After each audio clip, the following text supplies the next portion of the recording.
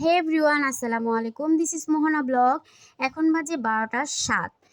তো আমরা এখন যাচ্ছি তাকওয়া মসজিদে কিয়ামুল লাইন পড়ার জন্য। যাবার পথে রাস্তাঘাটে প্রচণ্ড জ্যাম, মার্কেট সব খোলা, মানুষ শপিং নিয়ে সব ব্যস্ত। তো আমরা এই নামাজটা পড়ার জন্য প্রতি রমজানে যাই। এই কিয়ামুল লাইনটা শুরু হয় হচ্ছে আপনার রাত 2টা থেকে 3:30 পর্যন্ত। তো এত মানুষ এখানে জড়ো হয়, জায়গা পাওয়া যায় না, তো এই জন্য আমরা আগে ভাগে রওনা দেই। আর এই নামাজটা পড়ার জন্য দূর দূরান্ত থেকে যত মানুষ আসে, এত মানুষ জড়ো হয় বলার মতো না।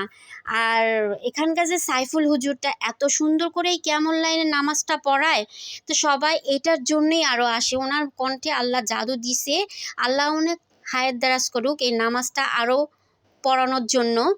তো বন্ধুরা, আপনাদের আশেপাশে যদি মেয়েদের কেমন লাইন পড়ার জন্য যদি সুযোগ সুবিধা থাকে, অবশ্যই নামাজটা পড়বেন। এই নামাজটা পড়লে আপনার ভেতর অশান্তি, যত টেনশন, যত কষ্ট, দুঃখ কষ্ট সব ভুলে যাবেন, এত প্রশান্তি লাগে।